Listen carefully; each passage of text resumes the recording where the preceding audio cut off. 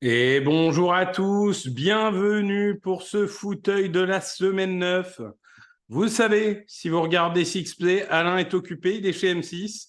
Et donc évidemment, on fait un peu tourner et c'est moi aujourd'hui qui vais vous présenter le fauteuil. Très heureux de vous voir. Bonjour à tous, Fabien Aubard, Guigui Twig, Flo Riders, Dio fan des Vikings, Arnaki Fornication, très bon pseudo. Pastaga, GM 1901, Romanitou, Nolive 9. Bonjour à tous. Bonjour à tous. Très heureux de vous retrouver. Comme à chaque fois, c'est un podcast, un fauteuil, pardon, qui vous est présenté par Unibet. C'est juste ici, si je ne me trompe pas de main. Voilà, c'est exactement. Unibet, notre partenaire pour les paris sportifs. Et également, il y a Tipeee, qui est la plateforme qui vous permet de faire des dons pour nous soutenir. Ça peut être des dons récurrents, ça peut être des dons ponctuels. Il y a également les réseaux sociaux pour nous suivre. On est partout. Twitter, Instagram, qu'est-ce qu'on a encore? Twitch, évidemment. Le site, vous l'avez aussi. Merci à Camille qui est à la technique et qui m'accompagne et qui, je le vois mettre tous les liens sur le chat. Je vous dis tout de suite, hein, moi j'ai le boulot facile. Le boulot difficile, c'est celui de Camille, qui a tout organisé, qui gère le chat, qui gère les liens, qui gère à peu près tout. Donc, merci à lui. On commence à avoir du monde, ça fait plaisir. Merci à tous. Dans cette émission, comme d'habitude, on va parler un peu d'actualité. Ensuite, on va débriefer le Titans Steelers. Ça sera avec Raphaël. On va vous parler des récompenses de mi-saison. Alors évidemment, ce sont les récompenses de fin de saison, les MVP, joueurs offensifs, joueurs défensifs. Mais pour l'instant, on va faire un petit bilan après la moitié de la saison, parce que pour à peu près toutes les équipes, ils ont joué la moitié des matchs, même si vous savez, maintenant, on a un nombre impair de matchs et des bails qui sont assez récents dans la saison. Donc c'est vrai que ça peut fausser un match ou deux. Mais globalement, on va vous faire toute une revue. Et puis, après avoir vu ça, on aura les pronostics, on aura les meilleures cotes Unibet et on aura le quiz, évidemment, que je vous ai préparé et qui sera sur les récompenses de fin d'année, notamment le titre de MVP, mais d'autres. Évidemment, le vrai MVP, c'est Camille. Vous le dites dans le chat, vous avez raison. Destech 49ers, Coinzel, vous avez raison, le MVP, c'est Camille. Vous pouvez le dire. Ça c'est incontestable. C'est ce qu'on appelle un vote unanime. Ça arrive très peu souvent, mais ça va être un vote unanime. On est tous d'accord. On va commencer avec l'actualité, puisque en attendant de résumer, on a quand même pas mal d'actualités. Alors Camille, si tu veux bien peut-être nous projeter le jour de match. Alors, on a plusieurs choses à voir. On va pas vous parler des Raiders qui vont perdre quasiment 80 millions environ tout le monde, puisque, bon, ça, malheureusement, que les Raiders soient une franchise mal gérée sur le plan financier, on est un peu tous au courant. On va tout de suite descendre dans les absents et les présents d'aujourd'hui. Alors, déjà, suspense autour de Matthew Stafford. Est-ce que Matthew Stafford va être là pour les Rams? C'est une vraie question, on ne sait pas encore. Apparemment, si on en croit les insiders, on part plutôt sur une titularisation de Stafford, mais on sait que ces dernières saisons, il est un peu fragile, donc ça va être à surveiller parce que ça ne sera pas le même match contre les Packers s'il n'est pas là. Justin Fields est sur le chemin du retour. C'est pas pour tout de suite. Ça ne sera pas pour ce soir, en tout cas. Ça sera toujours Tyson Bagent ce soir. Clayton Tune est aux commandes des Cardinals, puisque vous le savez, les Cardinals ont échangé Joshua Dobbs, et qui a été envoyé aux Vikings et qui sera remplaçant ce soir parce qu'il vient seulement d'arriver. Et en attendant que Kyler Murray soit à 100%, c'est Clayton Tune, le rookie, qui va prendre les commandes. Clayton Tune, on avait fait un podcast avec Jean-Michel, qui sera le nouveau Brock Purdy, et Jean-Michel avait voté pour Clayton Tune, donc peut-être la surprise de la soirée, la victoire des Cardinals, comment dirais-je, mené par Clayton Tune, ça serait quand même assez rigolo. On a aussi dans les quarterbacks, et il n'est pas mentionné là, mais je mentionne le retour de Deshaun Watson, qui est de retour pour ce match. Donc, ça fait quand même quelques semaines qu'on l'attendait. Cette petite blessure qui a duré. Finalement, enfin, il est de retour et je pense que ça va faire beaucoup de bien à cette équipe des Browns qui commençait à tirer un peu la langue, on va dire. D'ailleurs, en parlant de ça, je vois certains qui parlent du match. Je vous le dis en direct, hein, il reste 6 minutes dans le troisième quart-temps. Il y a 21-0 pour les Chiefs. S'il se passe quelque chose, je vous le dirai, mais pour le moment, il ne se passe pas grand-chose en deuxième mi-temps. Au niveau des blessures, la grosse mauvaise nouvelle pour les Giants, puisqu'ils ont perdu Darren Waller, leur principale cible offensive. Déjà que l'attaque est en difficulté, Darren Waller, c'est un gros absent, surtout qu'on s'attendait à un match et finalement il est sur la liste des blessés. Donc vous avez l'habitude depuis le Covid, liste des blessés, ça veut dire au moins 4 matchs. Ça va être dur. Ça va être dur pour ces Giants qui sont déjà dans une mauvaise passe. Je ne sais pas trop comment ils vont s'en sortir offensivement. Drake London, également, qui est blessé, ça permet de rappeler qu'il y a eu également un changement de quarterback du côté des Falcons. C'est Tyler Heinicke, l'ancien Commanders, qui va être aux commandes, justement, mais il sera privé de son receveur numéro 1, Drake London. Là encore, ce n'est pas un cadeau, parce qu'il n'y a pas, comment dirais-je, pas beaucoup non plus d'armes offensives au niveau des Falcons, donc ça sera à surveiller. Oui, que je vois mentionné par Fabien Aubard. En effet, je ne l'ai pas dit parce que c'était en tout début de semaine, mais pour les Giants, la bonne nouvelle, c'est quand même que Daniel Jones est de retour. Et heureusement, puisque Tyrod Taylor est sur la liste des blessés, lui aussi. Curtis Samuel absent pour les Commanders, c'est toujours une arme en moins, mais c'est certainement moins impactant que ce dont on a parlé avant. Teron Armstead est de retour pour les Dolphins. Ça, c'est pour le match en direct, donc évidemment, ça ne nous concerne pas. Josh Allen, qui était incertain et qui est bien apte pour cette semaine. Josh Dobbs, j'en parlais, qui va donc être le quarterback remplaçant des Vikings ce soir.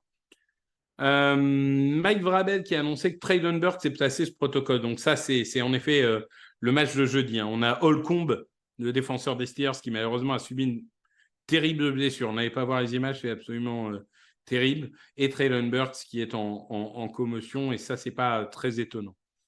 Au niveau des forfaits au global, je ne vais pas vous faire toutes les équipes, peut-être juste ceux qui sont impactants. Les Bears ont quand même 2 gros absents sur la défense, hein. Tremaine Edmonds et Jaquan Brisker. On sait, les Bears en défense, c'est un peu compliqué cette saison et ça ne va pas aller en s'arrangeant avec ces blessures-là. Au niveau des Cardinals, on a Emery Demercado qui est un peu devenu le running back numéro 1 par défaut et qui ne sera pas là. Donc, il va être remplacé. Après, je crois savoir que son remplaçant lui-même est incertain. Donc, bon, on verra qui sera le coureur pour les Cardinals. Qu'est-ce qu'on a d'intéressant à voir? Darren Waller, on en a parlé. Les Riders qui ont plusieurs blessés, rien de très impactant, mais ils commencent à cumuler les blessures déjà qui sont dans une position compliquée. Les Rams qui sont privés de Ernest Jones, quand même excellent linebacker. Ça peut leur faire du mal. Les Texans privés de Dameon Pierce, de Robert Woods, de Brevin Jordan. Alors, toutes ces blessures, on va dire individuellement, peuvent se compenser. Après, ça fait quand même 3 cibles en moins. C'est quand même un peu différent, alors que nous assistons au touchdown des Dolphins. Je ne l'ai pas vu, hein, puisque je vous parlais, mais je le vois en effet dans la télé. Donc, on est à 21-7 pour nos amis de Kansas City. Donc, ils sont placés sur la liste des blessés. J'en avais parlé. Et Graham Gano, également le kicker Giants. Ce n'est pas très étonnant. Du coup, les Giants, forcément, il fallait trouver un kicker. Ils ont signé Cade York. Je crois qu'ils ont signé Bullock également. Donc, je ne sais pas lequel des deux sera sur le terrain. Mais en tout cas, c'est l'information. Pour parler un peu peut-être d'autre chose que les blessures, et c'est vraiment une parenthèse de 30 secondes, mais Patrick Mahomes qui, comme Tyreek Hill, qui, comme d'autres joueurs, a dit que ça ne déplairait pas de jouer aux Jeux Olympiques. Je dois vous avouer que moi, je suis un peu sceptique sur un sens, c'est que les joueurs NFL sont tellement fragiles. Alors, je sais qu'il n'y a pas de contact, mais il y a aussi des blessures sans contact. Et les joueurs NFL sont tellement fragiles que j'ai du mal à imaginer les franchises accepter ça. Après, il y aura peut-être une pression de la NFL pour dire c'est une vitrine, c'est pour vendre notre sport et de toute façon, vous libérez vos joueurs. Et Roger Goodell va peut-être forcer la main des propriétaires. Mais je trouve que ces Jeux Olympiques, ça va devenir, à mon avis, un vrai débat au fil des années. Bon, on a encore le temps. Qu'est-ce qu'on a d'autre? Je crois qu'on a fait à peu près le tour des infos, on va dire, marquantes. On va prendre 5 minutes avant que Raphaël n'arrive pour répondre à vos questions. Donc, si vous avez des questions dans le chat, allez-y. C'est avec plaisir qu'on va y répondre, que ce soit sur le match en cours, que ce soit sur des matchs qui arrivent. Alors, je ne répondrai pas aux questions sur Titans Steelers, vu qu'on va le voir d'ici 5 minutes. Mais c'est vrai qu'on a aussi, je peux en parler aussi, la prolongation de Montez Sweat, le edge rusher à Chicago, qui a prolongé pour un sacré magot, hein, puisque 4 ans pour 98 millions. Bon, on verra ce que ça donne, mais avec le cap qui va augmenter de 20 millions par an, moi, le montant ne me choque pas. Et puis, quand on donne un deuxième tour, c'est mieux de prolonger le joueur. Théophane des Vikings, qui nous dit quel est le niveau de Jaren Hall. Jaren Hall, c'est quand même censé être un projet sur plusieurs années, hein, on ne va pas se mentir. C'est un joli joueur, mais qui manque un peu de certains. Il n'a aucun attribut physique qui sort du lot. Il n'a pas un bras extraordinaire, il n'est pas ultra rapide, il n'est pas ultra mobile. Honnêtement, je ne suis pas extrêmement optimiste. Pour lui, je trouve que c'est vraiment dur pour lui de se retrouver titulaire dès la première année, quoi. Parce que là, ça me paraît un peu compliqué pour lui, on ne va pas se mentir. Pourquoi Brandon Doughty n'est plus en NFL? Bon, là, on va dire que ça fait partie de ces joueurs un peu, si vous voulez, ces joueurs de fin de draft ou ces petites pépites de NCAA. Malheureusement, toutes ne trouvent pas une place. Vu le contrat de Mahomes, pas sûr que les assureurs seront OK. Ben oui, mais c'est ce que je disais. C'est ce que je disais, c'est que moi, je reste persuadé que les franchises vont un peu freiner des cas de fer. Parce que si tu perds ton quarterback à 50 millions parce qu'il s'est fait un tendon d'Achille, alors après, il peut se faire un tendon d'Achille à l'entraînement, hein, on est bien d'accord. Mais bon, ça me paraît un peu risqué. Tu penses quoi de Marvin Harrison Jr.? Marvin Harrison Jr., c'est le meilleur prospect de la draft 2024. Et honnêtement, je sais qu'on n'est qu'en novembre, mais j'aurais beaucoup de mal à penser que ça va changer. Il est incroyable. Il est incroyable dans une équipe d'Ohio State qui est difficile à regarder offensivement cette année. Pour la première fois depuis des années, ils ont plutôt un très mauvais quarterback et il en tire le meilleur. Donc, vraiment, Marvin Harrison Jr., c'est le genre de receveur qui peut faire top 3. Alors après, tous les receveurs qui ont fait top 3 ne sont pas devenus des légendes, hein, puisque Sammy Watkins doit être 3e, si je ne dis pas de bêtises. Mais bon, ça reste quand même, oui, Marvin Harrison Jr., je serais très étonné qu'il sorte du top 5, je pense, honnêtement. D'ailleurs, il y a un podcast sur Marvin Harrison Jr., si vous voulez le voir. Je crois que j'y participais pas, ça devait être Jean-Mi et Niti qu'on salue. Il y a bien des stars NBA au JO. Oui, non, mais c'est possible. Après, voilà, les stars NBA ont des contrats complètement garantis. Voilà, je ne sais pas. Si la Ligue fait pression, ça peut marcher, évidemment. 4e Watkins. Bon, on est dans le même ratio, mais on se comprend. Rapoport vient d'officialiser que Stafford ne joue pas. Ah, eh bien, je ne savais pas.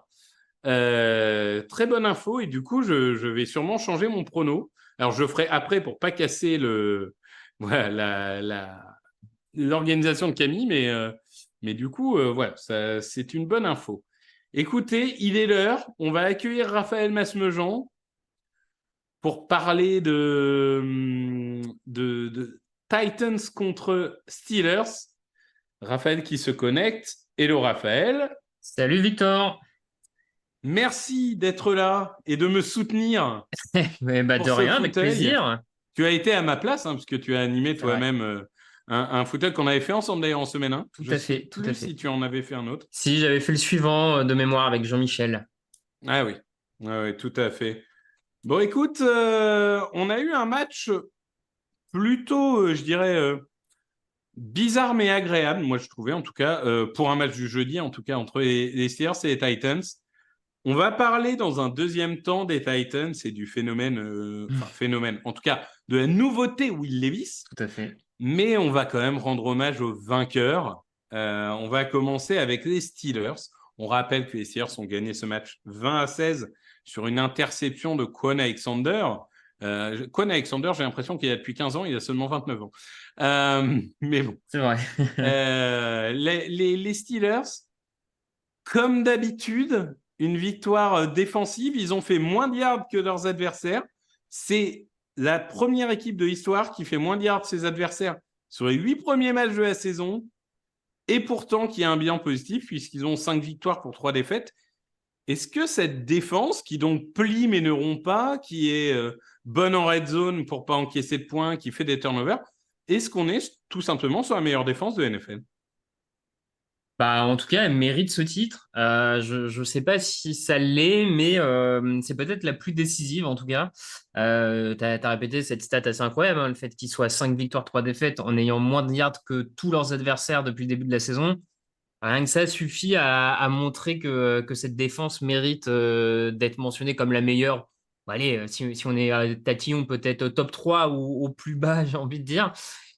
Et pourtant, c'est une défense où on pourrait y revenir, mais tu vois, moi, je trouve que ce soit côté cornerback, t'as pas forcément, enfin, t'as un Peterson, mais qui est un peu vieillissant. T'as pas forcément un cornerback méga star comme peut y avoir dans d'autres équipes. Mais par contre, t'as un front seven, une ligne défensive portée par T.J. Watt qui fait la différence. Et on l'a encore vu ce jeudi. Il y a 4 sacs, il y a une dizaine de quarterback hits. Enfin, c'était juste monstrueux, encore une fois. Oui, tu le dis, hein, cette défense, en plus, cette ligne arrière de la défense qui était fragilisée par l'absence de Minka Fitzpatrick Mm. et finalement qui n'a pas trop souffert aussi parce que le front seven a fait vivre quand même une sale soirée à Will Levis sur le plan d'impression. Il y a 2 sacs pour Highsmith et un sac pour Watt, si je ne dis pas de Ouais, bêtises, c'est si ça. mes notes sont bonnes. Donc, c'est vrai que bon, ça reste un match assez incroyable. En attaque, c'était mieux, mais enfin, ça reste extrêmement Ouais. poussif, hein.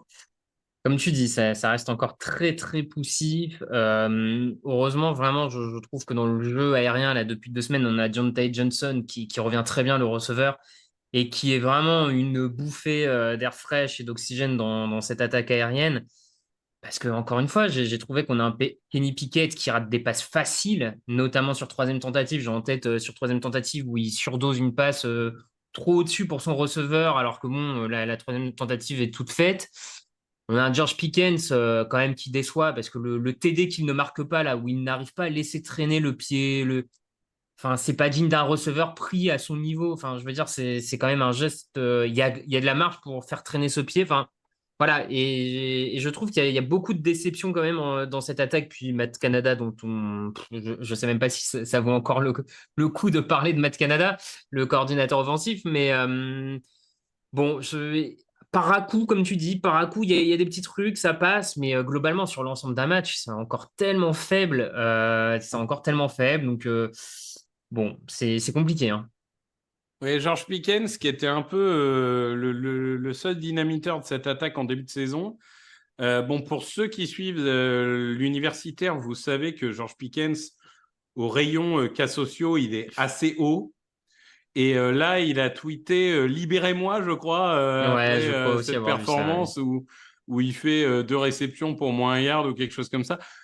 C'est triste, en fait, de voir un joueur qui marchait si bien et qui, en fait, bon, ok, il y a 2 matchs où il est très peu ciblé, mais tu viens de dire toi-même, quand tu es capable de louper un touchdown aussi facile, parce que je suis désolé, à leur niveau, c'est un touchdown facile. Tu dois être capable quand même d'avoir tes 2 pieds dans la end zone. Ouais. C'est quand même très dur de critiquer les autres et de dire c'est la faute des autres, alors que toi-même, tu viens littéralement de louper ce qui est un touchdown facile. Donc, plutôt que de se dire, bah, j'ai pas été bon, je vais essayer d'être meilleur, il met la faute sur les autres et il dit, libérez-moi. Bon, ouais, j'ai trouvé ça peu. Ouais, pas très malin et si je peux enfin tu me permets, mais ça va, à mon avis, ça va pas faire long feu à Pittsburgh. Pittsburgh a viré Antonio Brown parce qu'il devenait compliqué à gérer. Ils ont viré Chase Claypool. Ils hésiteront pas à virer Pickens si vraiment il pose trop de problèmes. C'est une franchise qui là-dessus fait pas spécialement d'état d'âme et qui a aucun problème à jeter ceux qui posent problème dans l'équipe, quoi. Enfin, Et pourtant, Tomlin, il est bon, hein, parce qu'il a géré Le'Veon Bell et Antonio Brown ouais, pendant en même des temps. années, hein, en même temps, avec Ouais. Ben Roethlisberger qui n'était pas facile non plus. Donc, s'il se sépare des mecs, c'est que vraiment c'est trop. Peut-être dernier mot sur les Steelers, et ensuite on va passer aux Titans. Mais pour une fois, un jeu au sol qui a été plutôt efficace. 30 courses, 166 yards, 88 yards pour Warren, 69 pour Najee Harris avec un touchdown. Écoute, cette équipe qui était un peu unidimensionnelle quand même Mhm. offensivement en début de saison, et encore, enfin, il n'y avait même pas de dimension en fait, parce Ouais, qu'ils c'est étaient ça. nuls à la passe comme en course. Finalement, là, si le jeu de course commence à s'y mettre et la ligne semble trouver un peu de repère, ça peut quand même aider aussi à rendre cette attaque un peu plus efficace et un peu plus constante. Oui, je suis plutôt d'accord. J'ai bien aimé sur ce match un peu le système one-two punch, comme on dit, qu'ils avaient, avec un Najee Harris à qui vraiment on confie un peu les portées, les courses plein centre, puissantes. Même si, bon, après, globalement, je suis pas non plus un grand fan de Harris, mais c'est pas grave. Mais en tout cas, il a été efficace dans ce domaine-là. Et un Jalen Warren qui finalement était utilisé vraiment sur plus des courses extérieures, des courses un peu plus en vitesse, un peu plus explosives. Et du coup, être capable de partager les portées entre les deux, je trouve que ça fait vraiment du bien à cette équipe plutôt que d'avoir un jeu de course qui repose sur 20-25 touches pour un Najee Harris qui, en fait, qui est pas capable de les supporter, à mon sens. Donc, je trouve que cet équilibre qu'ils sont en train de trouver à ce niveau-là est plutôt positif comme toi. Voilà, après, ça demande à être confirmé, bien entendu, mais c'est sûr que ça ne peut que aider cette attaque globalement. Oui, là-dessus, je pense on est bien d'accord. Du côté des Titans, défaite, on va dire, encourageante, si on peut les appeler comme ça. Mais forcément, on est obligé de parler de Will Levis. Donc, Will Mm. Levis, après 2 matchs, c'est 500 yards, 4 touchdowns, une interception. Évidemment, il a marqué 4 touchdowns de son premier match. Sur ce match-là, ce n'est entre guillemets que 262 yards et une interception. Mais vu la pression qu'il a subie et vu à quel point ses receveurs étaient quand même avaient beaucoup de mal à créer de la séparation, est-ce qu'on peut pas dire que c'est quand même un deuxième match encourageant pour Will Levis? Absolument d'accord. Je me suis fait la même réflexion après avoir regardé le match. C'est ok, au final, ce qui le rend comme copie par rapport à la pression qu'il a pris tout le match avec une ligne offensive, Nicolas Petit-Frère, etc., qui prenait le bouillon en permanence. Je trouve que avoir rendu face à cette défense de Steelers dans ce contexte-là une fiche pareille, c'est quand même plutôt encourageant. Dans la poche, malgré la pression, j'ai trouvé que des fois, il arrivait à s'en sortir convenablement, à faire le petit mouvement de côté pour se libérer un peu de temps. Vraiment, moi, encore une fois, j'ai été plutôt emballé parce que j'ai vu de la part de Will Levis. Euh, Au niveau des passes, je trouve, enfin pour le moment, j'ai l'impression qu'il est capable de toucher un peu n'importe quelle zone. Je le vois pas spécialement en difficulté sur aucun type de lancer. Franchement, c'est très très positif. Et si si on prenait sans montrer, enfin si personne ne sait qui de Will Levis ou de Pickett est le quarterback rookie, bah, je suis pas sûr qu'il te dit pas que c'est Pickett le rookie et Will Levis qu'on est déjà à sa deuxième année parce qu'au final, je l'ai trouvé bah, meilleur que Pickett, tu vois. Oui, Will Levis, bah, sur le plan athlétique et sur le plan de la puissance de bras, il coche toutes les cases. Ah ouais, Ça, ça. on ne découvre pas, on le savait avant la draft. Le vrai problème avec lui, c'était le QI football, c'était la résistance à la pression. Et tu vois, en université, on le voyait souvent paniquer dans les matchs où il Mhm. était vraiment harcelé. est souvent mis sous pression. Et là, je l'ai trouvé étonnamment dans le bon sens du terme, Mhm. étonnamment calme en fait.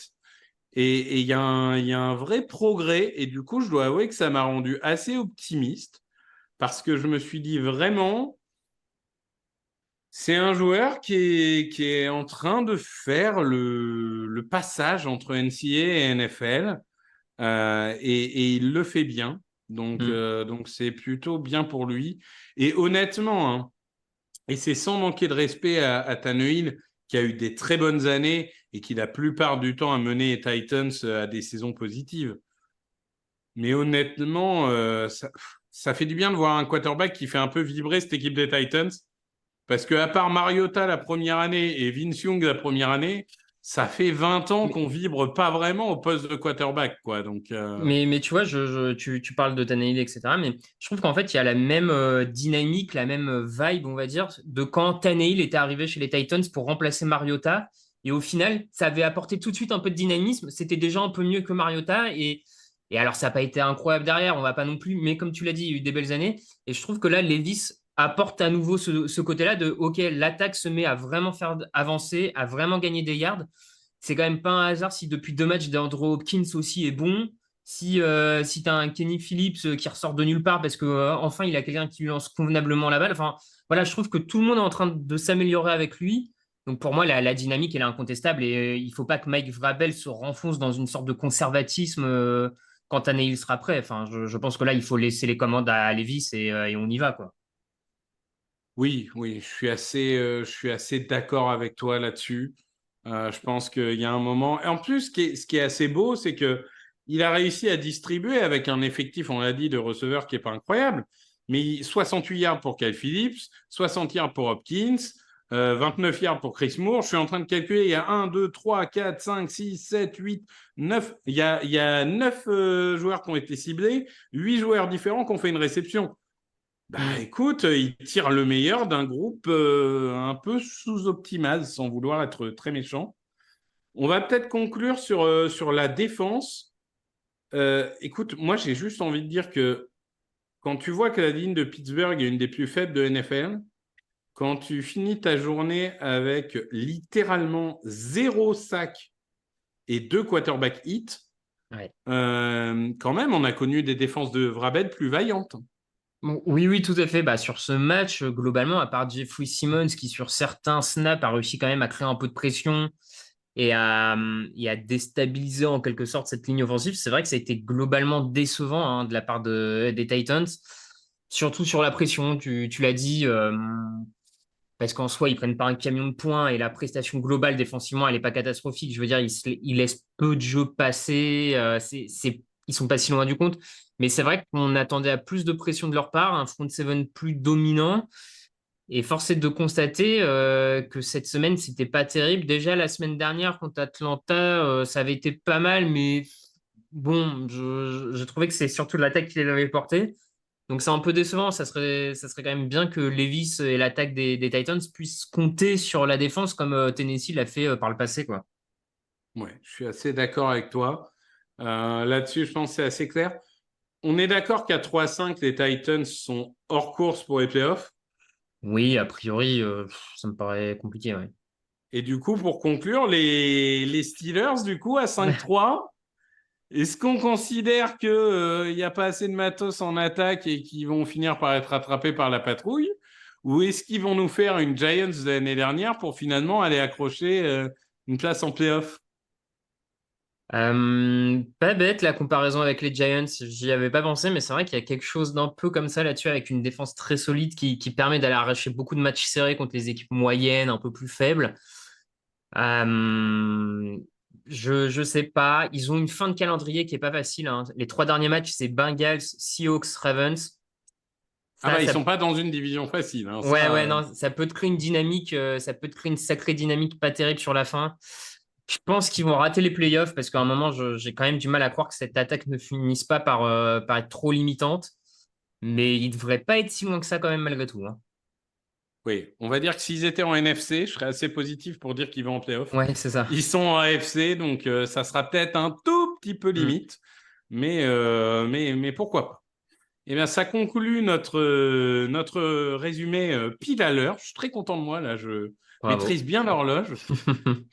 Petite parenthèse pour vous dire que les Dolphins sont revenus à 21-14. Ah, Il y a attention. eu un fumble de Mahomes provoqué par Chubb, si j'ai bien regardé, mais encore une fois, j'ai pas le son et je regarde l'image de manière intermittente, donc C'est ça. euh, Non, non, mais c'est ça, je te confirme. c'est pas contractuel. Et le touchdown est de Mostert, si j'ai bien vu également. Donc Exactement. 21-14.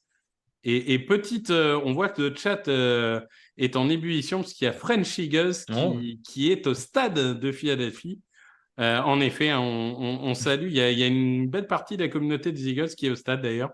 On les salue. Je salue particulièrement Loïc d'ailleurs, qui y est.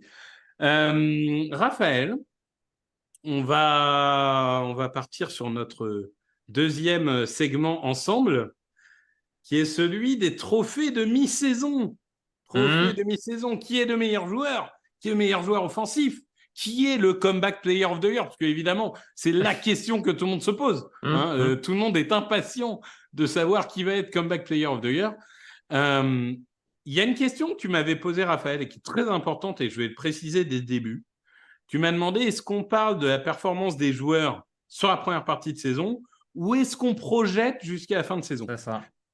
Vu que les projections en NFL, déjà, une semaine, c'est compliqué, mais alors à 10, c'est voilà. Ce que je t'ai proposé, c'est qu'on fasse plutôt sur la performance de début de saison. Tout à fait. On va commencer avec le trophée de MVP.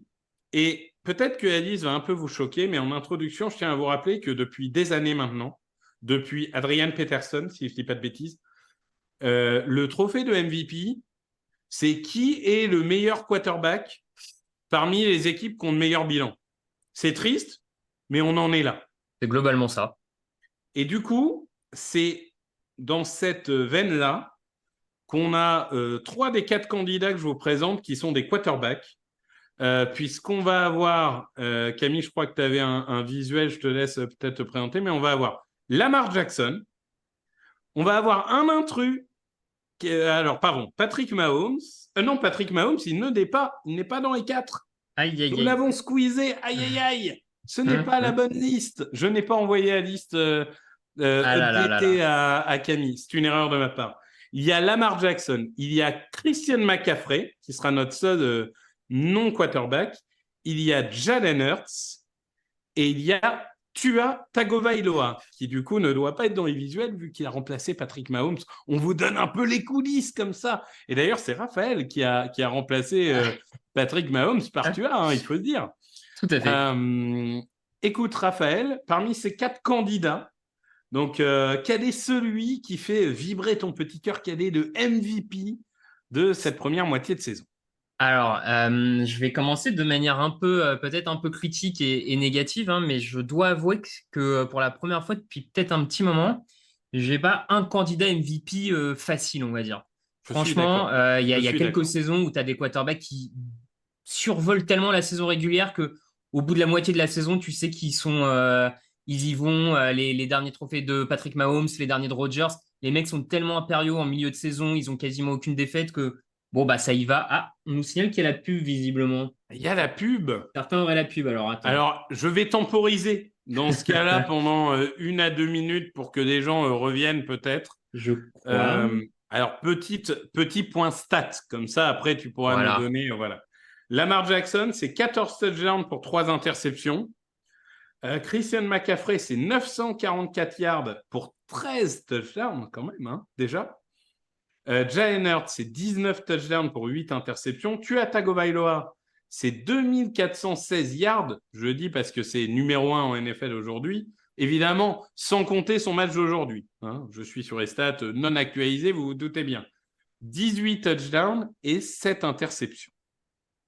Donc ça, ce sont nos 4 candidats. Voilà, j'ai temporisé un petit peu. J'espère que les gens sont revenus. Écoute, je ne sais pas.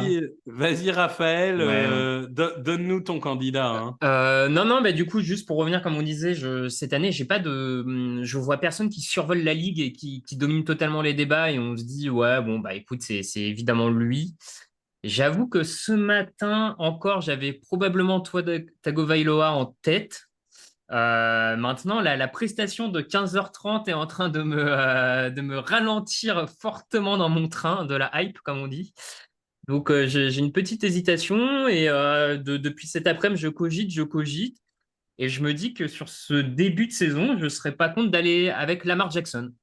Les Ravens ont un bilan de 6 victoires, 2 défaites. Sur les 2 défaites, il y en a une qui est vraiment pas du fait de Lamar Jackson parce qu'il y a ces receveurs qui nous font 7-8 drops, donc 2 dans la end zone et Baltimore aurait dû battre Indianapolis avec ça.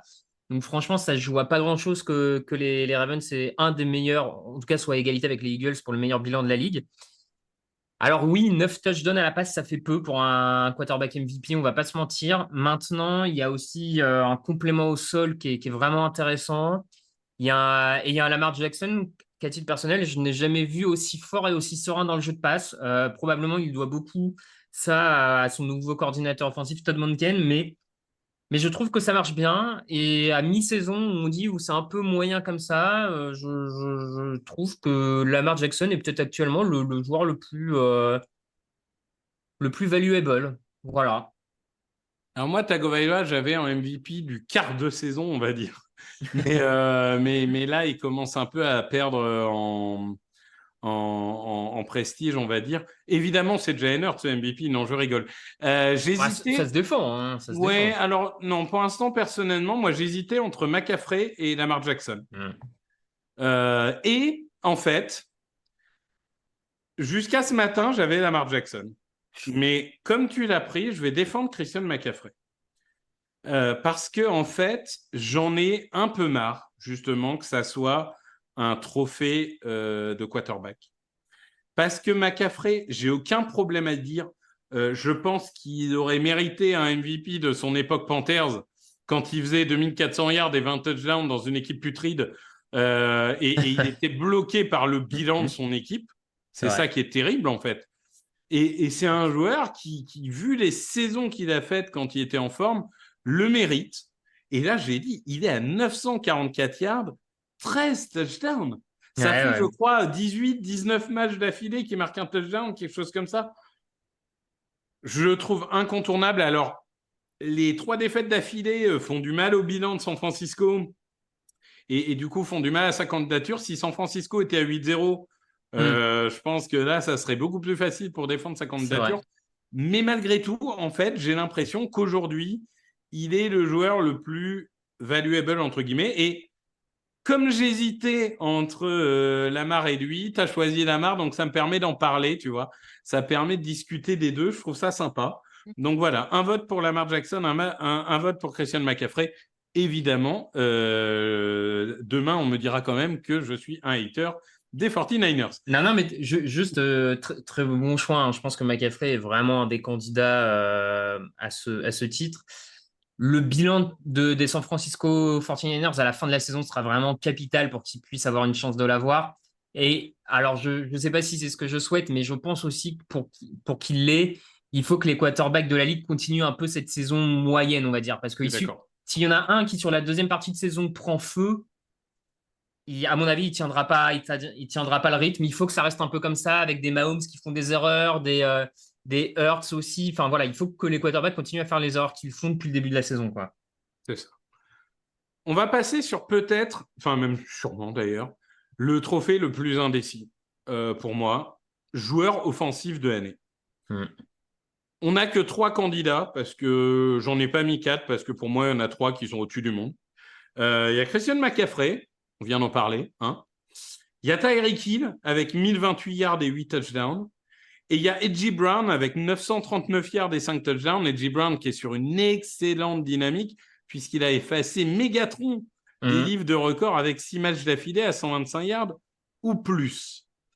Évidemment, les stats de Tyreek Hill ne sont pas updatés avec le match d'aujourd'hui. Il Mais fait de pas toute beaucoup là. façon, ouais, j'allais dire, et je crois que ça heurte un peu ta fantaisie, si j'ai bien compris. Mais Ouais. de toute façon, c'est pas son meilleur match. Du coup, joueur offensif de l'année, ton candidat, ton vainqueur, ton tout ça. Bah, du coup, je vais sur le joueur offensif de l'année avec Christian McCaffrey parce que je lui ai pas donné le MVP et que, à mon sens, depuis ce début de saison, c'était pour récompenser ce trophée-là, permet de récompenser son très bon, sa très bonne début de saison. Donc, je vais avec McCaffrey là-dessus. Maintenant, il est tellement dominant, en fait, il apporte à la fois sur le jeu aérien, sur le jeu de course, bien entendu. 13 touchdowns, c'est quand même assez impressionnant en termes vraiment de points marqués pour le coup. Et là, pour moi, on est vraiment dans un trophée où je vais pas dire que c'est celui qui marque le plus de points qui compte, n'exagérons pas, mais il faut mettre des touchdowns aussi à un moment, ou en tout cas, si tu mets pas de touchdown, il faut battre un record de réception ou de yards gagnés en tout cas, mais il faut un chiffre marquant. Et à date, pour moi, le plus marquant, c'est ces 13 touchdowns en 8 matchs. Donc voilà. Je suis assez d'accord avec ça. Alors, évidemment, comme j'ai donné le MVP à McCaffrey, je vais changer puisque, vous savez, en général, la NFL s'arrange pour que le MVP et le joueur offensif Ouais, soient des joueurs différents. C'est pas tout le temps le cas, hein. Si je me pas souviens tout le bien, temps, non. Manning en 2015, je pense qu'il fait par exemple le doublé, mais Mm. voilà, je suis parti du principe qu'on varie un peu les plaisirs. Je suis parti sur Tyreek Hill. Vous voyez ma petite moue si vous êtes en direct, parce que bon, voilà, le personnage a quand même une antériorité qui me dérange un peu. Mais sur le terrain, il est absolument dominant et il est une des raisons principales du fait que les Dolphins soient la première attaque de la NFL. En fait, c'est simple. Si les Dolphins, et les Dolphins qui en direct commettent un fumble alors qu'ils pouvaient revenir à 21-21, Aïe, aïe, aïe. terrible, terrible, terrible. En fait, si les Dolphins restent la première attaque de la ligue, bah, du coup, Ouais. il va falloir les récompenser. Et ça fait sens avec Tyreek Hill. Je vois une question de Raph qui dit un joueur défensif a-t-il déjà été MVP? Ça sera dans le quiz. Ah, Je ne vais ah. pas répondre parce que ça sera dans le quiz. Vous avez le temps de faire vos recherches. Donc voilà, je pars avec Tyreek Hill, qui est quand même voilà, un joueur, on le sait bien, absolument irrattrapable lorsqu'il est comme ça, et qui est en plus une force un peu. Il fait un peu tout aux Dolphins. Il fait des réceptions classiques, il fait des tracés profonds, il fait des passes écrans, il fait des courses, il fait des jet sweeps, enfin, il fait absolument tout. Donc, pour le Mm. coup, je vais rester avec lui. Ouais, ça fait sens, hein.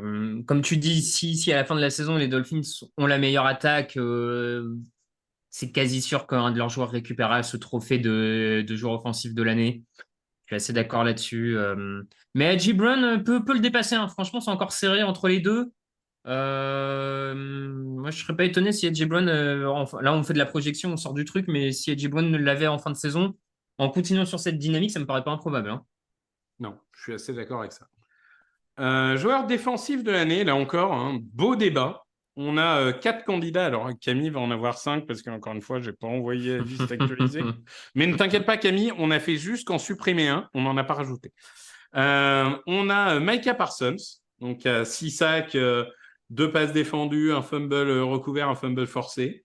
On a Myles Garrett, qui a 8 sacs et demi et 4 fumbles forcés. On a TJ Watt, qui a 9,5 sacs, une interception, 6 passes défendues, 2 fumbles forcés, 3 fumbles recouverts. Il a joué jeudi, hein, donc Hmm. j'ai inclus ces stats de jeudi. Et on a Roquan Smith. Oui, Fred Warner a été squeezé. On ne peut pas mettre les Niners partout. Qu'est-ce que vous voulez? Avec 82 plaquages, 1,5 sacs et 5 passes défendues. Ton choix pour le meilleur joueur défensif de la saison? Compliqué.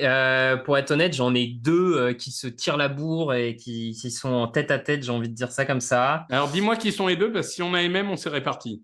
J'ai Miles Garrett et TJ Watt. On a les mêmes. Alors, Ouais, choisis-en un des deux, je ouais, fais allez. l'autre. Bon, bah écoute, je vais partir sur Miles Garrett. Allez, je vais partir sur Miles Garrett, le defensive end des Browns. Je trouve que là, Garrett, cette saison, a atteint une sorte d'apogée, de prime de niveau de jeu de son côté. Il est absolument omniprésent partout, que ce soit sur la passe ou même le jeu de course. Il a encore gagné en dimension, j'ai trouvé. Pour le moment, il mène ce qui est statistiquement l'une des toutes meilleures défenses de la ligue, hein, et assurément, cette défense-là ne serait pas à ce niveau-là sans un Miles Garrett de très haut niveau. Il y a aucune surprise là-dessus.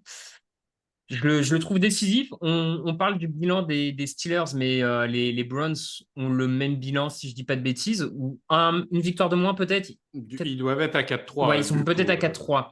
Mais Ouais. avec un match de moins. Donc potentiellement, qui sait, ce soir, c'est le même bilan. On ne sait pas. On verra. La nuit est longue. La soirée est longue. On le dit, mais l'attaque, tu vois, l'attaque de Cleveland n'est pas particulièrement meilleure que celle de Steelers, hein. Je veux dire, c'est pas une attaque qui tire l'équipe vers le haut. Cette équipe, elle est tirée vers le haut par sa défense et son meilleur joueur, c'est Myles Garrett. Donc, moi, c'est pour le moment, sur ce début de saison, j'irais bien récompenser Myles Garrett, mais voilà, pour moi, là, on est sur du 50-50, hein. Oui, je suis assez d'accord avec toi. Donc, voilà, on s'est répartis, donc on va en parler. Alors que je vois que certains disent il y a un kicker qui a déjà été MVP. C'est pas dans le quiz, on peut en parler, oui. Qui s'appelait Mosley, le kicker des Commanders, si je dis pas de bêtises. Oui, oui, il y a un kicker qui a été MVP. Qu'est-ce que vous voulez? Tout arrive. C'était une autre époque. Moi, du coup, je suis parti sur TJ Watt parce que j'avais la même hésitation que toi, en fait. Parce que souvent, le titre de défenseur de l'année, ça récompense un joueur et ça récompense une défense. Et en fait, Mm. je me suis dit, quelles sont les deux défenses que j'ai envie de récompenser? Bah, honnêtement, c'était les Steelers et les Browns. Avec les Cowboys, quand même, qui ont une mention, on va dire, notable quand même. Mais Micah Parsons, je trouve un petit peu en dessous de ses standards cette année. Alors, ses standards sont tellement hauts qu'on est un peu dur avec lui.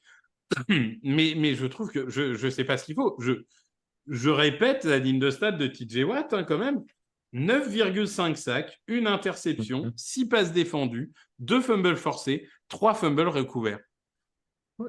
À un moment, mais qu'est-ce qu'il peut faire de plus, quoi? Enfin, c'est juste incroyable et je trouve qu'on a les deux joueurs les plus dominants des deux défenses les plus dominantes. Et du coup, à partir de ce moment-là, c'est vrai que c'est un duel à deux. Je vais partir sur Watt qui réaliserait du coup le doublé, ce qui est toujours moins bien que son frère. Mais on rappelle que J.J. Watt, sans blessure, il en a Mm. 6 ou 7, hein. C'est le Tom Brady des défenseurs de l'année, sans blessure. Mais bon, ça, c'est autre chose. Mais voilà, c'est en tout cas les deux joueurs qui sont au-dessus du lot. Là-dessus, pas trop de débat. Ouais. On va passer aux joueurs offensifs.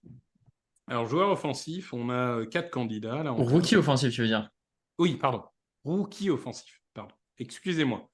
Excusez-moi, j'en perds mes mots. Offensive Rookie of the Year. On commence avec CJ Stroud. Donc, 1800 yards, 9 touchdowns, une interception. On relance avec un Puka Nakua, évidemment. 799 yards et 2 touchdowns. Un Jahmyr Gibbs qui est enfin sorti de sa boîte avec 564 yards et 2 touchdowns. Et un Jordan Addison qui, lui, monte en puissance avec l'absence de Justin Jefferson, hein, évidemment. 484 yards et 7 touchdowns. Écoute, il n'y a pas de mauvais candidat. Donc, Non, non, c'est vrai. je pense savoir vers qui tu vas te tourner. Mais du coup, dis-nous, quel a été ton choix? Ah, pas une grande surprise, je pense, mais moi, pour le moment, je vais sur CJ Stroud, le quarterback des Texans. Je trouve, alors déjà, son niveau personnel est plutôt plaisant pour un quarterback rookie. Il n'y a pas encore de grands matchs explosifs dans le domaine aérien. Il lui manque peut-être encore cette prestation un peu feu d'artifice, on va dire, hein, qui ferait vraiment, qui marquerait les esprits. Mais globalement, ça fait aussi longtemps qu'on n'avait pas vu, je trouve, un quarterback rookie globalement aussi propre, très peu d'erreurs, un niveau de concentration assez élevé. Je trouve, hein, une gestion de la poche vraiment intéressante et de bonne facture pour un joueur de son niveau-là. Donc j'aimerais bien le récompenser parce qu'en plus, je trouve que les Texans sont bien moins mauvais que ce qu'on pouvait imaginer. Et il en est clairement pas. Alors, il y a sans aucun doute son coaching staff, mais je pense que lui a aussi sa part là-dedans, dans ce niveau global du côté des Texans, sachant qu'il n'est pas aidé par son jeu au sol cette saison, qu'il a quand même une escouade de receveurs qui est pas de tout premier plan, hein, parce que je veux dire, si tu lui mettais un Tyreek Hill, je pense qu'il aurait quelques yards en plus et quelques touchdowns en plus lancés. Donc voilà, j'aimerais bien récompenser CJ Stroud là-dessus, pour ce point de vue, pour ce côté personnel. Et on va dire que par rapport à la concurrence, le petit avantage que je lui donne, c'est que je trouve que les autres noms que tu as cités, mais tu vas peut-être en défendre un, ont certains démarré un peu tard peut-être. Alors ça ne veut pas dire que d'ici la fin de la saison, Hmm. ils n'y seront pas, mais sur les 8 premières semaines, il y en a quelques-uns où on les a vus qu'à partir de la semaine 3-4, j'ai envie de dire. Certains, pas tous, pas tous. Alors, je suis désolé, mais Puka Nacua, il n'a Voilà. pas commencé un peu tard, hein, parce qu'il Certains, fait certains. 30 réceptions sur les 2 premières semaines. Alors, je te rejoins sur un truc, c'est que Jahmyr Gibbs, s'il devient vraiment le running back numéro 1 des Lions dans cette attaque-là, il peut faire une fin de saison au bouée de canon et venir Voilà. rafler le truc. Mais il a commencé un peu tard, Gibbs. Tu vois, sur les Il 3-4 commence tard. premières semaines, il n'y a Je suis d'accord. pas grand-chose à se mettre sous la dent quand même. Je suis d'accord. Je pense que, connaissant les votants, s'il y avait un vote aujourd'hui, ça serait Stroud, Hmm. parce que c'est un quarterback.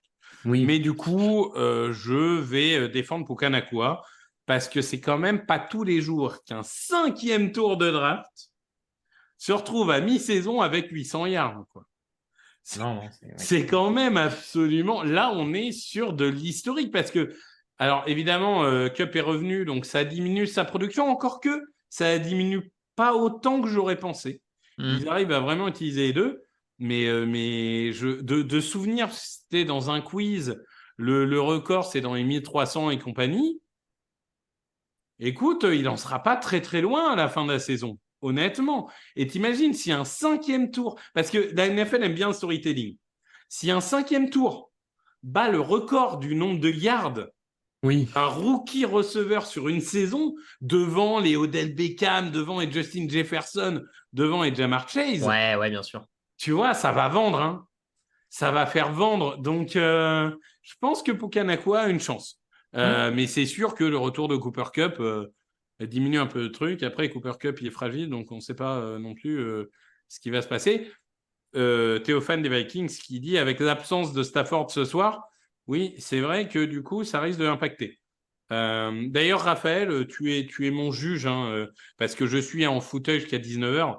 Je change mon prono pour les Packers, mais j'aurai pas le temps de faire sur le fichier. Donc, Ok, je tu es peux le le faire juge. pour toi. Ouais, mais tu es le juge que Je je peux le l'ai faire. dit avant le match, hein, qu'on ne Oui, oui, taxe bien pas sûr. de. Non, non, Voilà. mais tu sais que je peux changer pour toi, hein. Je vais le faire tranquillement d'ici la fin du fauteuil, t'inquiète pas. Tu es un seigneur. Tu veux les Packers, donc. Petit aparté. Exactement. Ok, très bien. On peut miser match nul. Passons sur le rookie défensif. Ah oui, très moche qui dit Laporta dans la conversation. Ah, c'est vrai? Pas C'est vrai. impossible. Pas Hmm. impossible. Euh, Pas impossible du tout. Alors, encore une fois, j'ai essayé d'imiter à 4 joueurs à chaque fois, mais pas impossible. Hmm. On arrive sur un trophée difficile. Rookie défensif, où on a Jalen Carter des Eagles, 3 sacs et demi, 2 fumbles forcés. Devon Witherspoon, 2 sacs, une interception, 8 passes défendues. On a Brian Branch, une interception, 4 fumbles forcés. Et Deontay Banks, le cornerback Giants, avec une interception et 7 passes défendues. Une fois n'est pas coutume, je vais commencer et tu vas me dire si je suis fou. En fait, j'ai un gros problème sur ce trophée-là. Le joueur le plus impactant, le meilleur joueur, celui qui est largement au-dessus des autres, pour moi, c'est Jalen Carter. Oui. Ça, c'est évident. La question que j'ai, parce que les Eagles, depuis des années, ne font pas jouer les rookies. Hmm. Ça, c'est depuis toujours. Jordan Davis, il a joué 20 snaps l'année dernière. Cette année, il est titulaire parce qu'il est en deuxième année, mais les rookies ne jouent pas. Jalen Carter, c'est un peu exception. Sauf que l'exception, c'est qu'il joue 35% des snaps de son équipe. Donc, quand bien même Jalen Carter soit le joueur le plus dominant, et qu'à côté, on a des joueurs, Brian Branch, il a eu des problèmes de blessure, Deontay Banks, il est dans une équipe qui perd, etc. Mhm. Est-ce qu'on peut donner le titre de rookie défensif de l'année à un joueur qui joue 35% des snaps? Moi, alors, à titre personnel, s'il est suffisamment impactant, oui. Je suis pas gêné par ça, d'autant plus que contextuellement, il est aussi sur une ligne défensive où il y a du monde et c'est une volonté de faire tourner aussi. Enfin, c'est quelque chose d'assumer. Je ne trouve pas que ce soit juste une question de niveau s'il ne joue que 35% des snaps. Tu vois, c'est aussi parce qu'il y a une philosophie défensive qui pousse à ça, qui tend vers ça, un effectif qui tend vers ça. Donc Il y a moi, un ça me seul gêne. joueur en défensive tackle qui dépasse parfois les 50%, c'est Cox. Mais Ouais. sinon, ils sont tous entre 50 et 35. Enfin, Voilà, donc 50 et 30 même. moi, à titre personnel, ça ne me dérange pas de récompenser un joueur qui va jouer 35% des snaps sur 17 matchs. s'il est suffisamment impactant, j'ai pas de problème là-dessus.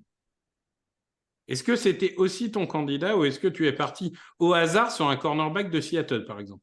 Alors, non, non, moi, comme toi, c'est aussi mon candidat sur ces 8 premiers matchs-là.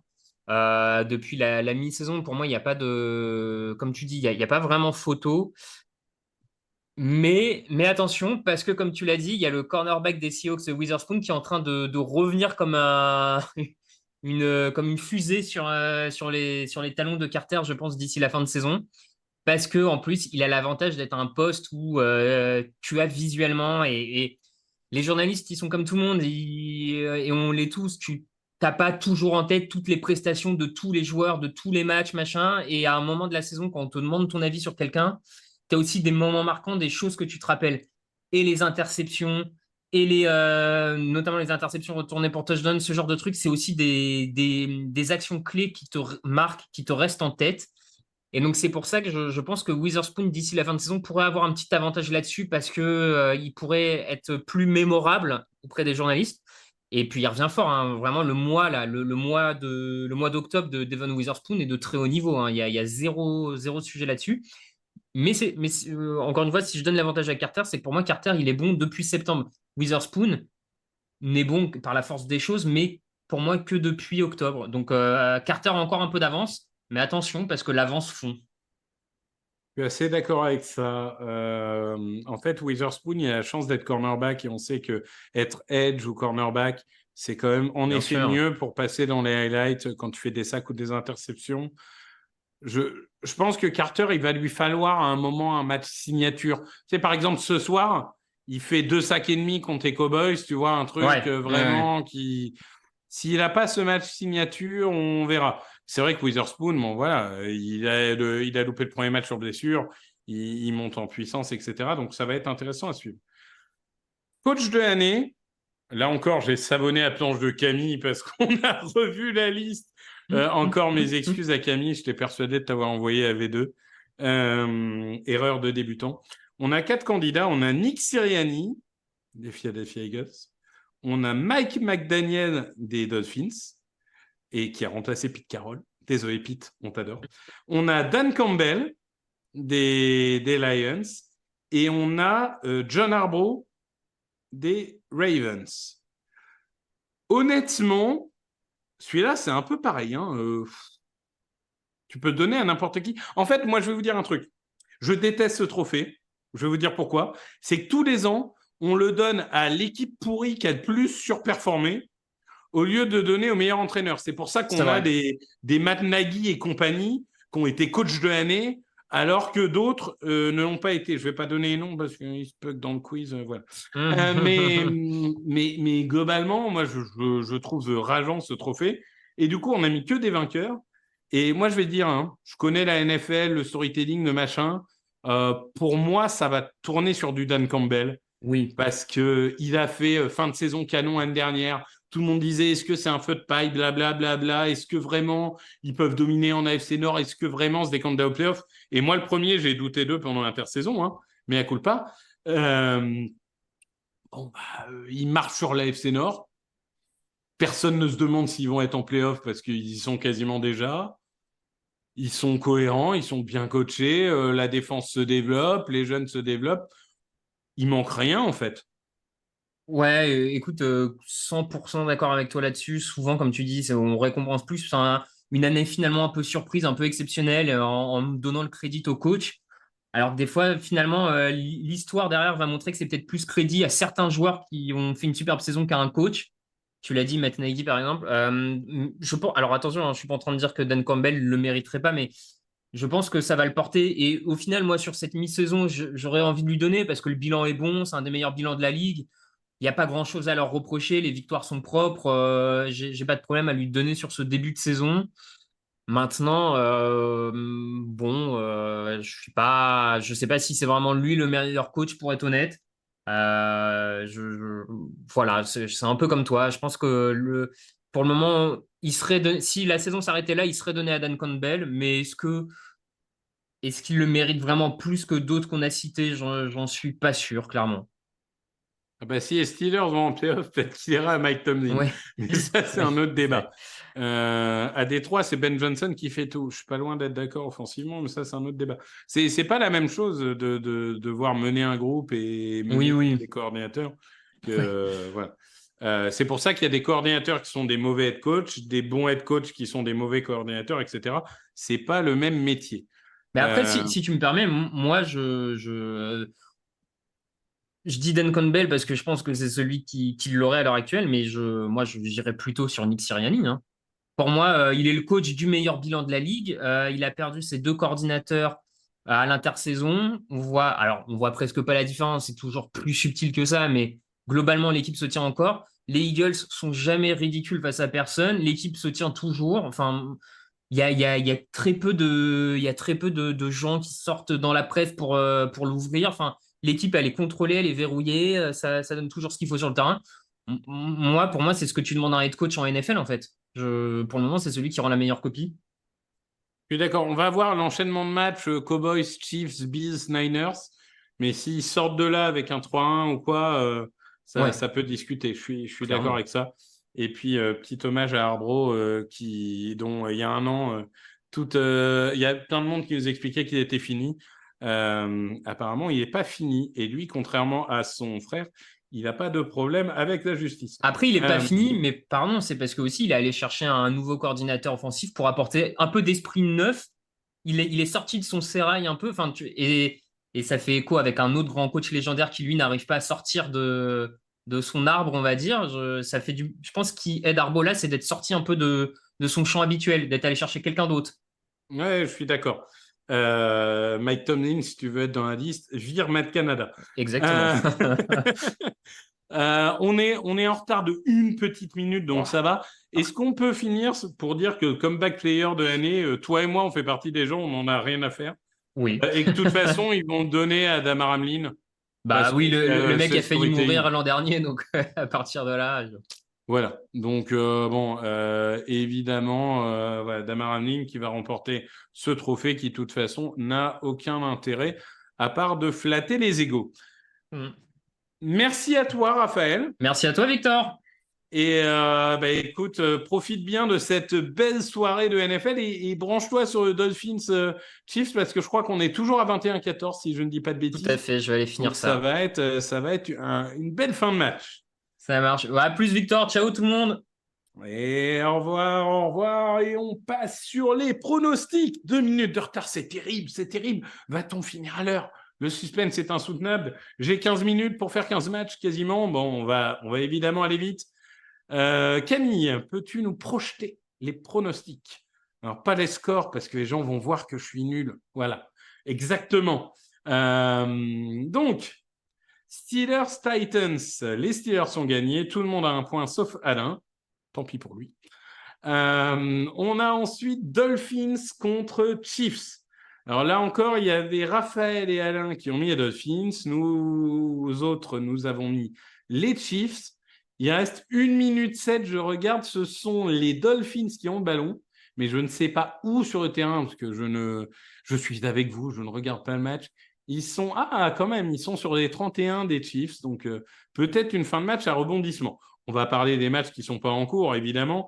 Falcons-Vikings, on a parlé. Jaren Hall, j'ai dit un peu ce que j'en pensais en début de retransmission. J'ai un peu de mal à le voir performer, mais Raoul et Grégory y croient et vont sur les Vikings. Alors, est-ce que Grégory, c'est de la superstition? Je ne sais pas. 4 votes pour les Falcons.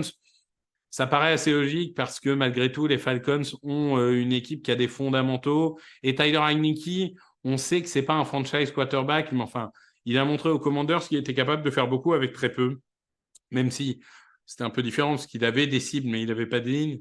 Bon, voilà, je pense que les Falcons sont un choix un peu plus safe. Théophane des Vikings qui dit moi j'y crois, mais tu as raison, il faut toujours croire en son équipe. Et franchement, vu le nombre de résultats improbables qu'on a eu cette année, je veux dire, c'est pas le plus improbable de la semaine. Euh, Là, on va passer à un choix. Alors, je vais dire tout de suite Ravens Seahawks. Il n'y a que des votes Ravens. Les gens vont dire mais comment ça que des votes Ravens? C'est un 50-50. Oui, mais il faut bien savoir que c'est un concours de pronostics et qu'en général, sur ce genre de match, les votants ont tendance à voter la même chose pour éviter de perdre un point. Et à mon avis, c'est ça qui fait que les Ravens ont tout et score. Mais si je demande, par exemple, à quelqu'un d'impartial, comme Camille, Ravens Seahawks, qui va gagner? Je ne sais pas si tu as le son ouvert ou pas, mais Oui, je suis là. Mais bon, qui après, va gagner? ah, même subjectivement, je dirais peut-être quand même les Ravens. Donc, je suis pas Oh, forcément la trop. trahison! La trahison de Camille! Qui vote Ravens aussi? C'est terrible, évidemment. On est sur un vrai match incertain, mais bon, pour l'instant, les Ravens sont devant. On a parlé d'Amar Jackson et de tout ce qu'il arrive à faire cette saison. Si ces receveurs n'ont pas mis de savon sur leurs mains, ça devrait passer. Ensuite, on passe sur le Browns Cardinals. Et malheureusement, nous ne croyons pas en Clayton Tune, alors qu'en direct, sac des Chiefs, ça sent bon là pour les Chiefs. Hein. Je vous dis, il reste 1 minute de jeu. Là, à mon avis, ah non, ils récupèrent même la balle. Bon bah alors là, c'est fini. Bravo à eux. Donc, on va pouvoir se concentrer. Browns Cardinals, oh là là, en direct. Ah oui, tu as raison, du coup, ça fait. Oh, c'est joli. C'est joli. Vous voyez la première colonne, comme elle est jolie, tout en rouge, là? Il n'est pas là, hein, on peut dire du mal. Hein. Alors que la dernière colonne est toute verte, elle est très jolie. Donc, les Browns, voilà, pas de surprise, on l'a dit, grosse défense, retour de Deshaun Watson face à un Clayton Tune qui va jouer ses premières minutes en NFL. Bon, ça paraît assez clair de voter pour les Browns. Packers-Rams. Alors là encore, voilà, Packers-Rams, absence de Matthew Stafford. Est-ce que ça va changer les votes? On ne sait pas, mais c'est vrai qu'on a des Packers qui sont un peu en perdition. Alors, offensivement, avec Jordan Love, mais défensivement aussi, la défense est vraiment pas bonne. Et ça, je trouve qu'on n'en parle pas assez. La défense me semble mal coachée parce qu'avec autant de talent, c'est pas possible d'être aussi peu efficient. J'ai du mal cependant à voir les Rams réussir à dominer au sol sans Stafford. Ça va être un peu compliqué. C'est pour ça que je suis parti sur les Packers comme Raoul. Et ce sont les Rams pour les autres. Encore une fois, on vous le dit, hein, quand il y a une grosse blessure comme ça, les gens ont vraiment jusqu'à 19h pour changer leur pari. Donc ça peut encore changer. On a ensuite Texans Buccaneers. Alors celui-là, d'un côté, les Texans font un bon début de saison, mais ils viennent de se cagader contre les Panthers. Les Buccaneers, ça perd en vitesse, mais il y a quand même des fondamentaux défensifs, etc., qui peuvent faire vivre un calvaire aux Texans. Il est difficile. Il est difficile à pronostiquer. Il y a 4 votes pour les Texans, quand même. On croit en CJ Stroud. Et Raphaël, qui a pourtant voté CJ Stroud, rookie offensif de l'année, qui part sur les Buccaneers, tout comme Alain. Honnêtement, je sens pas bien celui-là. Je sens que je vais perdre un point là-dessus, mais restons là-dessus. Patriots Commanders. Patriots Commanders, donc évidemment, les Commanders de Ron Rivera qui ont 3 votes pour eux, les Patriots de Bill Belichick qui ont 3 votes pour eux. Moi, je vais être très clair avec vous. Hein. Sur ce genre de match, un peu pourri, un peu on ne sait pas trop, je vais sur Bill Belichick parce que j'ai toujours l'impression que ce genre de match, il arrive à trouver une faille pour le gagner. D'autant plus que quand le coach en face est Ron Rivera, ça ne devrait pas être trop difficile de trouver une faille. Je pense que même en l'absence de Judon, le front seven devrait faire passer un mauvais moment à une offensive des Commanders, parce que les Commanders ne jouent bien que quand c'est les Eagles en face. Donc, en plus, ils viennent quand même de virer Chase Young, ils viennent de virer Montez Sweat. Je pense que les Patriots peuvent le gagner. Les Saints contre les Bears. Bon, les Saints se sont réveillés. Les Bears se sont rendormis. Assez logiquement, les Saints dominent. Donc voilà, ils ont unanimité des votes et là encore pas surpris. Les Panthers contre les Colts. Là encore un match un peu indécis. Les Panthers ont enfin gagné un match contre les Texans. C'était pas la panacée, on est bien d'accord, mais ils ont gagné. Hein. L'important, c'est à la fin de la journée, c'est de gagner. Les Colts, selon les semaines, ça peut être très séduisant comme ça peut être un peu problématique. Moi, je crois à la défense des Panthers et je crois un peu à l'effet boule de neige après la première victoire. Je prends un risque. Grégory le prend avec moi parce que clairement, les codes se sont favoris. mais ça part sur les Panthers. Riders Giants. Bon courage pour ce match. Les Raiders qui ont donc, comment dirais-je, les Raiders qui se sont séparés de McDaniels, qui se sont séparés de leur general manager, qui ont mis Garoppolo sur le banc, et c'est Aidan O'Connell qui va starter. De l'autre côté, les Giants sont quand même très moyens cette saison, viennent de perdre un match imperdable contre les Jets, et malgré le retour de Daniel Jones, viennent de perdre Darren Waller.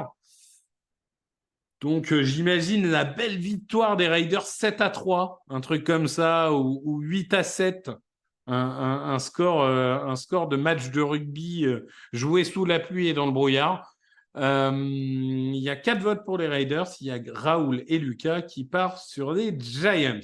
Il nous reste 5 minutes pour les 3 derniers matchs. Et bon, on est très bien. Les Eagles contre les Cowboys.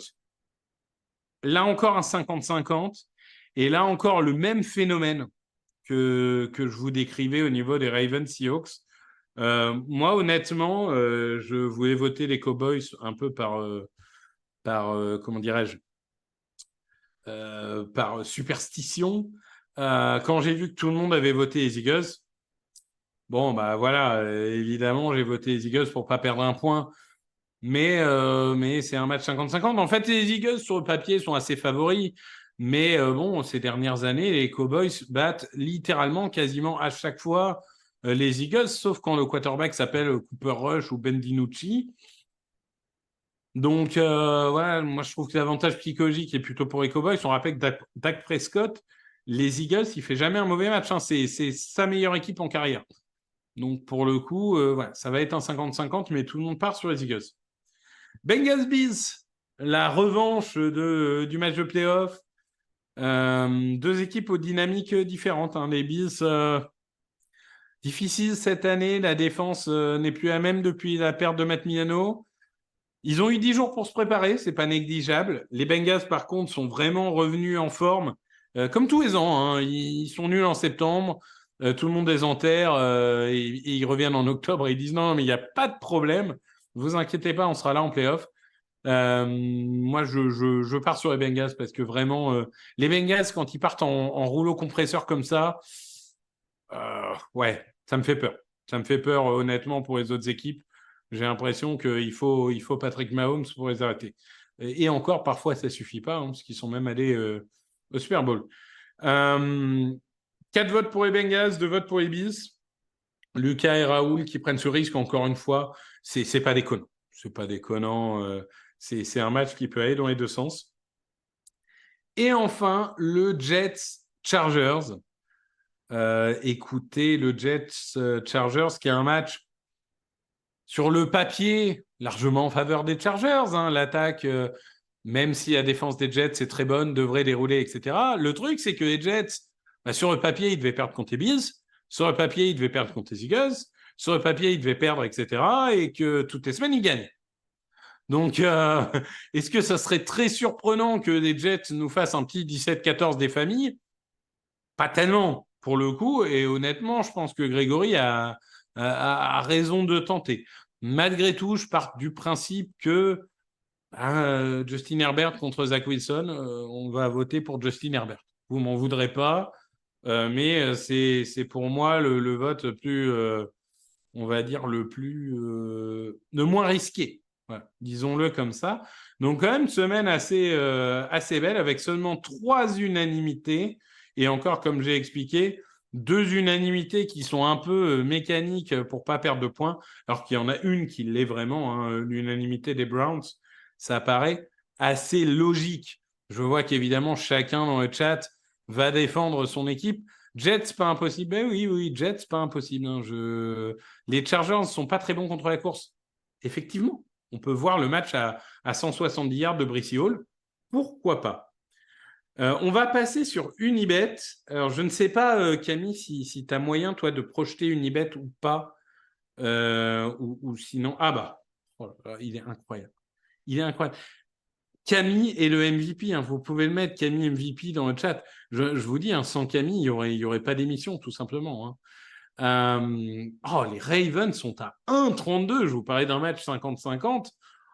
Si vous voulez faire un semi-YOLO, les Seahawks à 2,90, ça donne envie quand même. Mais bon, pour l'instant, allons voir ailleurs si on a des jolies cotes. On a les Rams, évidemment, dans la cote s'est effondrée avec l'absence de Stafford. Les Buccaneers qui ont une jolie cote quand même. Le Patriots Commanders, sans surprise. Le Panthers Colts qui est très équilibré. Le Raiders Giants aussi. Les Eagles choisis par 86% des votants. Ouais, comme quoi. C'est peut-être, je dis très honnêtement, c'est peut-être juste, étant fan des Eagles, mon complexe du grand frère qu'on a depuis 15 ans contre les Cowboys, qui fait que j'ai l'impression que les Cowboys sont presque favoris, mais en tout cas, voilà, les votants choisissent Philadelphie.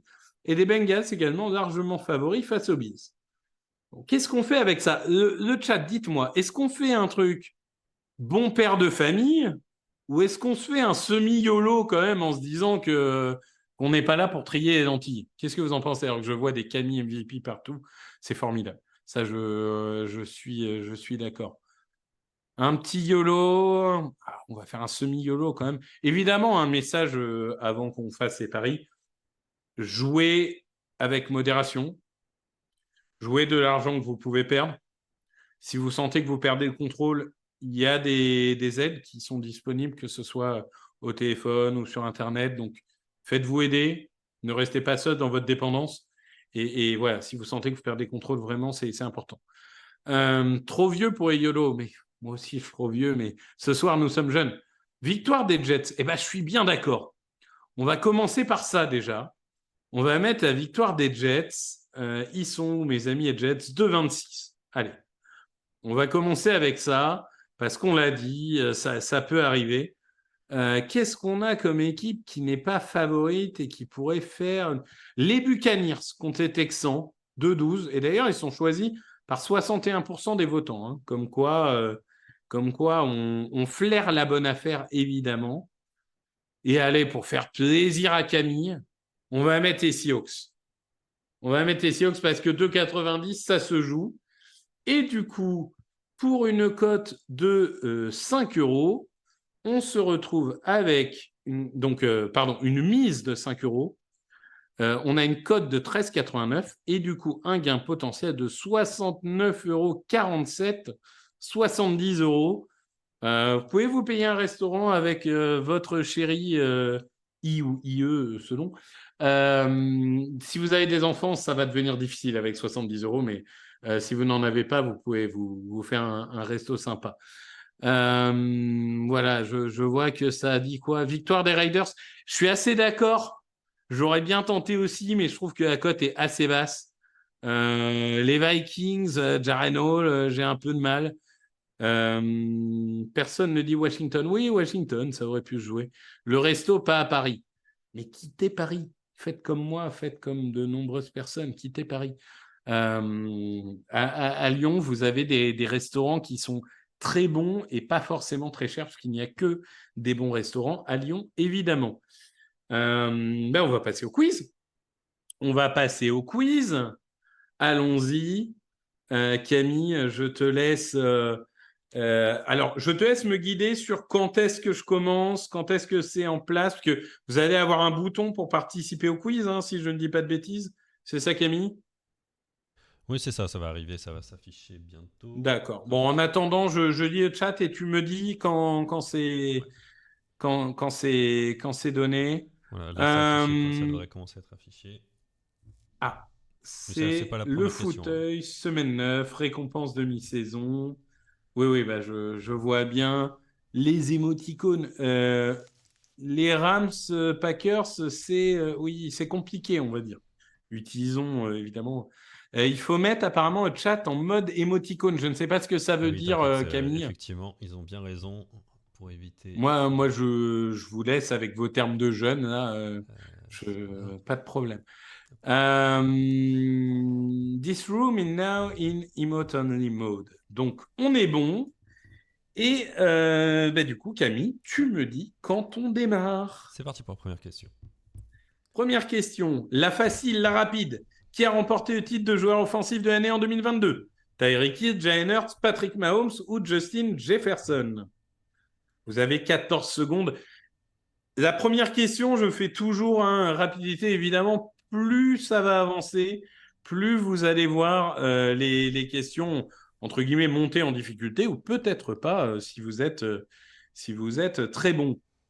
On est arrivé à 0, on va avoir les résultats, et tam. Les résultats ne s'affichent pas encore. Le suspense est insoutenable. Justin Jefferson, évidemment, 33 votes pour lui, 11 pour Mahomes quand même, 5 pour Jalen Hurts, qui avait fini deuxième, je crois, de mémoire, et 6 pour Tyreek Hill, mais c'est bien Justin Jefferson avec une saison absolument historique. On va passer sur la deuxième question, là encore. Question plutôt de rapidité. Et j'ai vu même marqué dans le chat il y a quelques minutes. Qui a remporté le plus grand nombre de titres de MVP? Tom Brady, Peyton Manning, Aaron Rodgers ou Joe Montana? 4 très bons, évidemment, quarterbacks. On parle évidemment des MVP de saison régulière, pas des MVP de Super Bowl, puisque là, ça serait Brady et Montana, mais quoique Brady doit en avoir même plus, oui, puisqu'il doit en avoir 5. S'il en gagne 7, il y en a un qui est donné à Brian Branch et un qui est donné à Edelman, donc il doit en avoir 5. Mais là, on parle bien des MVP de saison régulière. Et la réponse est, roulement de tambour, Peyton Manning, qui en a remporté 5. Et sans surprise, il y a des votes pour Tom Brady, pour Aaron Rodgers. Ça fait sens, puisqu'ils sont juste derrière, évidemment. Il y a 3 votes pour Joe Montana. Encore une fois, comme je l'ai dit, Joe Montana, c'était plus MVP du Super Bowl, un peu moins en saison régulière. Il faut dire, il y avait des monstres. Il y avait du Dan Marino, il y avait des choses comme ça. Mais c'est bien Peyton Manning. On va passer à la question numéro 3. La question numéro 3. Combien de fois avons-nous eu une égalité pour le titre de MVP et donc 2 vainqueurs? 1 fois, 2 fois, 3 fois, 4 fois. Donc c'est arrivé au moins 1 fois. Voilà, je vous le dis. Et ce n'est pas arrivé 5 fois. Comme ça, vous avez des belles indications qui vous permettent de répondre à la question. On va voir si les plus vieux d'entre vous ont la réponse facilement. Parce que pour le coup, j'attends, on est à 0. Si vous avez dans les 40 ans, vous devriez avoir la réponse. La réponse était 2, puisqu'on a eu Peyton Manning et McNair, le quarterback Titans, en 2003, et qu'on a eu Barry Sanders et Brett Favre en 97. Donc on a eu 2 fois des égalités. 24 bonnes réponses, 22 qui avaient mis 1. Je comprends, c'est les gens qui, comme moi, peut-être ne se souvenaient que de Manning McNair et pas forcément de Sanders et Brett Favre. On va passer à la 4e question. Qui n'a pas remporté le titre de coach de l'année?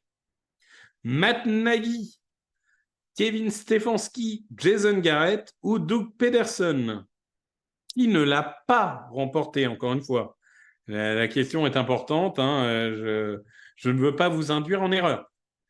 Donc là, c'est comme je vous disais, c'est un trophée un peu bizarre qui est décerné de façon un peu aléatoire. On arrive à 0. Et la réponse est roulement de tambour. Doug Pederson. Et oui, puisque on l'a donné à Matt Nagy pour une belle saison avec les Bears, qu'il a été donné à Jason Garrett en 2016 lorsque les Cowboys ont réalisé une saison à 13 victoires et qu'il a été donné à Stefanski dans la belle saison de Mayfield en 2020. Ça, c'est celle dont la plupart des gens devaient, je pense, se souvenir. Encore que les votes sont très serrés et c'est même Jason Garrett qui était le plus choisi. Ben non. Jason Garrett, l'homme qui est connu pour applaudir, c'était sa façon dont il coachait, a bien remporté le titre de coach de l'année. Et 5e et dernière question. Et si vous avez été attentif pendant le podcast, vous êtes allé regarder, avec Lawrence Taylor, qui est le seul défenseur à avoir été MVP. Deion Sanders, J.J. Watt, Alan Page ou Aaron Donald. Alors là, évidemment, 2 joueurs que vous connaissez bien, J.J. Watt et Aaron Donald, ils sont assez récents. Deion Sanders, qui est maintenant le coach de Colorado. Alan Page, qui est un joueur des années 70, donc un peu plus, peut-être un peu moins connu que les 3 autres. On arrive à 0. Et la réponse est... Alan Page. Et oui, qu'il a remporté en 1971 en tant que défensif tackle des Vikings. Et d'ailleurs, ça a été la réponse la plus sélectionnée. Sans surprise, petit piège chez Deion Sanders, parce que je me doutais que la plupart savaient que Donald Heyward ne l'avait pas eu. Mais Deion Sanders est tellement médiatique et tellement... a un héritage tellement fort en NFL que honnêtement, c'était tentant de voter pour lui. Est-ce qu'on a les résultats finaux, Camille? Et oui, on a les résultats finaux. Oh là là, tu testes mes yeux là. Je n'arrive pas à lire. Ouais, je vais donner les résultats. Donc, en première position, on a HLRD 22 avec 73 676 points. En deuxième position, Don SNJ et en troisième, Dr. Good.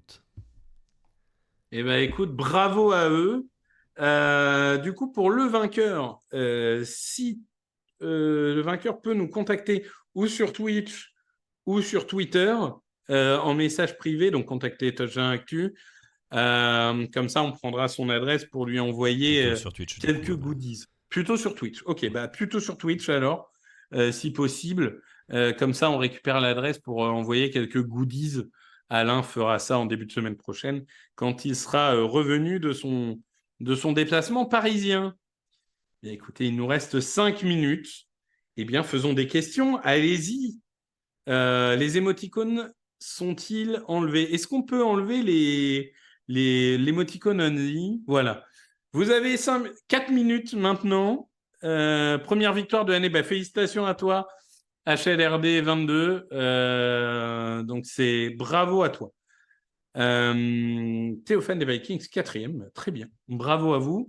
S'il y a quelques questions, du coup, dans ces 4 dernières minutes par rapport à tout ce qu'on s'est dit, prono pour le MVP. Bah, alors là, il fallait être là avant, parce qu'on l'a dit à 18h30, évidemment. Es-tu fan de NBA? J'étais fan de Dirk Nowitzki, mais maintenant, il n'est plus là. Dr. Good, qui a donc fini 3e et qui est fan des Giants. Bah écoute, au moins, tu auras eu un petit peu de bonheur dans cette soirée. Non, je dis ça, évidemment, les Giants ont largement la possibilité de gagner ce match. En tout cas, c'est un plaisir de faire ce podcast et de voir autant d'interactivité de personnes ici, malgré forcément le fait d'avoir le match en même temps, qui est un peu compliqué. C'est moi où les quarterbacks de college football ne marquent pas en vue de la draft 2024. Complètement. Complètement. Alors, je vais dire, tous les ans, les médias vont vous vendre la meilleure classe de quarterback depuis 10 ans, le joueur le plus générationnel. Blablabla.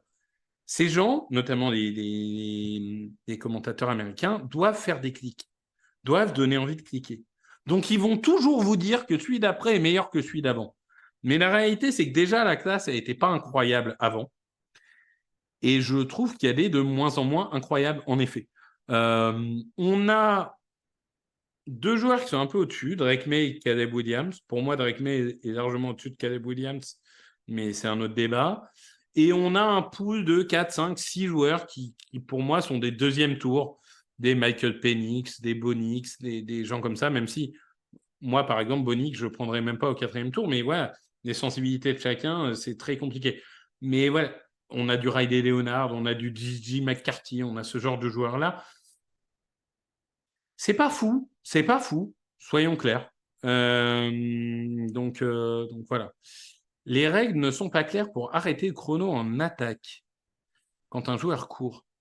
Alors, peut-être tu fais référence au fait que dans les 2 minutes d'une fin de mi-temps, lorsqu'un joueur sort volontairement du terrain, ça arrête l'horloge.